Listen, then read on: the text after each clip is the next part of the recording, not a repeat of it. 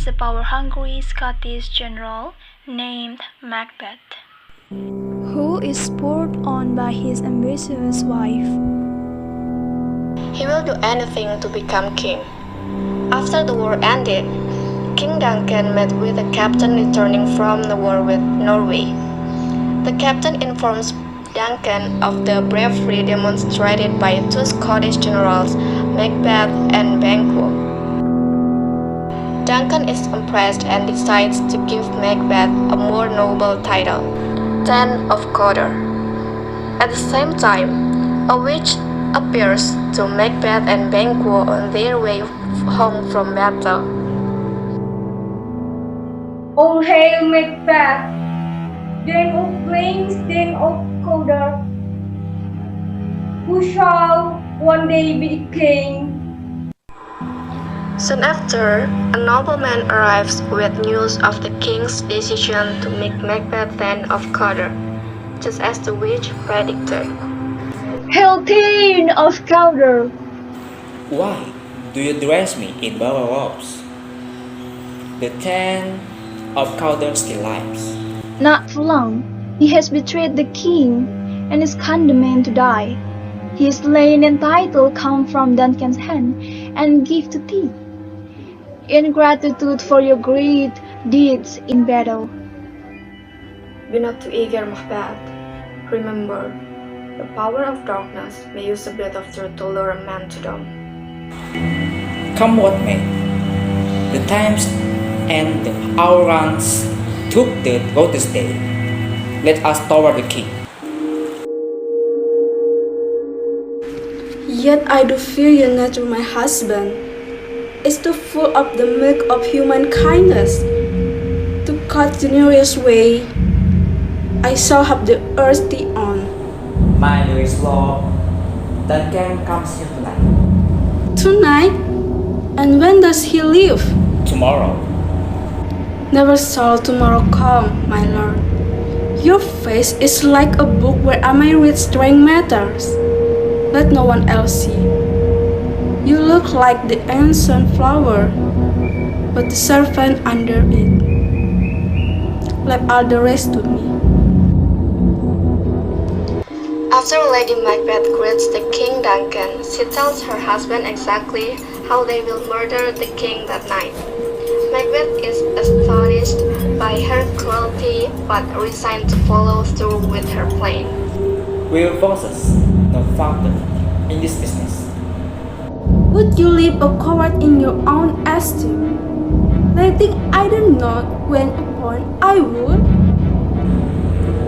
I fighting, face, I will do all that might become a man, no more. What made you bring this idea to me? When you did, then you were a man. And if we should fail? Fail? Are you afraid to claim your greatness? Scare your course to a sticking place. I'm settling upon this terrible deed, away, and mock the time with fair soul. Pulse face must hide what the facts heart don't know. Why did you bring this with you? Give some water and wash this filthy whiteness from your hand. I'll go no more. I'm afraid to think what I have done. Why is it that every noise appalls me? What hands are these, huh? This hand will turn the green seas red.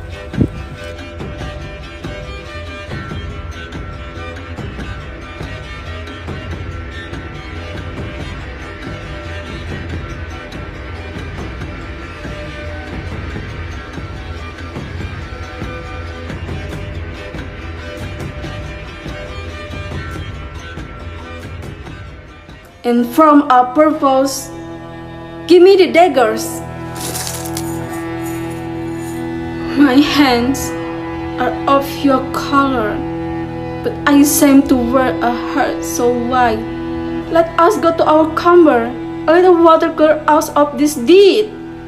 How easy is it then? To know my deed, It were the best not to know myself. In the morning, another nobleman called Macduff arrives with Duncan's sons, Malcolm and Donald Bain, to find the king dead. Tomorrow, sir, the king did command me to call timely on him. I have almost slipped the hour. I will bring you to him. This is the door. Oh, horror! Horror! Horror! Confusion now had made his masterpiece. Ring the alarm bell. Rouse the house. Murder and treason! What amiss? Your royal father's murder. By whom? It would seem the very man who were pledged to guard him. There was a Rupna. Oh, help me, Hans! What will you do now, Donald Bain? Let's not consort with them. I will to England. For Ireland, our separate fortunes will make both of us safer where we are. There was a dagger in the man's mouth, the near in blood, the nearer bloody. Macbeth is made king, but his friend Banquo worries that Macbeth may have killed Duncan to steal the throne. Macbeth in turn worries that Banquo may try to steal the throne for himself or for his son Fleance. Macbeth decides to hire mercenaries to kill them both. You have it now. King, Cutter, Glamis, everything, as the strong woman promised. But I'm afraid you played cunning. Tonight we hold a solemn supper, sir, and I request your presence. May your highness command upon me. All fears in Banquo stick deep, no son of mine society. If be so, for Banquo issue have I filed my mind. For them, the gracious Duncan have I murdered.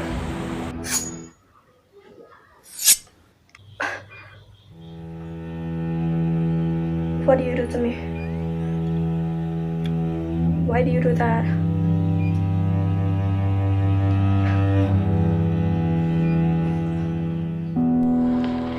At the banquet, the mercenaries informed him that they managed to kill Banquo. Fleance got away.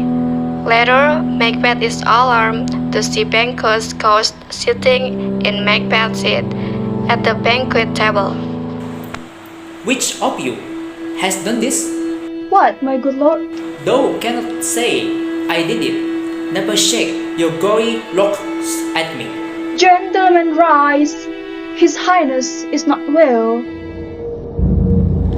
Macbeth asks the witch what will happen in the future, and the witch answers him by summoning 3 apparitions. How now? You socket midnight hangs. What is it you do? A deed without a name. Macbeth, Macbeth, Macbeth. Beware Macduff. Beware the taint of heart. None of woman born shall harm Macbeth. Macbeth shall never take until great Pernambuco to hide the name hell shall come against him. Macbeth is relieved, since he figures that nothing can move a forest. Relieved, that is, until he asks the witch if Banquo, his sons, will ever rule Scotland. And they show him a procession of kings that indeed includes the descendants of Banquo. Disturbed by the witch's first prediction, Macbeth decides to kill Macduff and his family in case they pose a threat. Saw you the den of bed. No, my lord. Macduff has fled to England. To England, the castle of Machbeth, I will surprise. Says you upon fair. Give to the edge of the sword his wife, his babies, and all unfortunate souls that trace him in his line. Machbeth learns of the approaching army, but he remains sure that the witch prophecies will protect him. In fact, Machbeth is so mad with power that even when he is told by his servant that Lady Machbeth has begun to sleepwalk, hallucinate, and then Lady Machbeth has died, he barely reacts. He is obsessed with defending his throne. Wilming, no more, he vowed. Let them play out, till Bernard would him up to designate. I cannot tame with Bernard. What's the matter? Was he not born of woman? The queen is dead. Out, quick candle. Best but a walking shadow. A poor player that threats and wet is our upon the stage, and then is heard no more.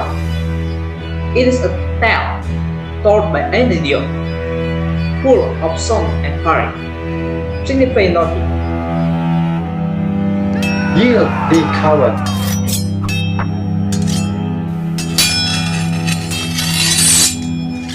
I will not yield. To kiss the ground before young compete. Hail, King, for so thou art. Behold, where stand the usurper's cursed hand. So this is our tales of this dead butcher and his final queen, who was bestowed by soft and violent hands, took of her life, this and what needful else, that calls upon us by grace of grace. We will perform in measure, time, and place. So thanks to all at once, and each one whom we invite to see us crowned at the throne. Thank you.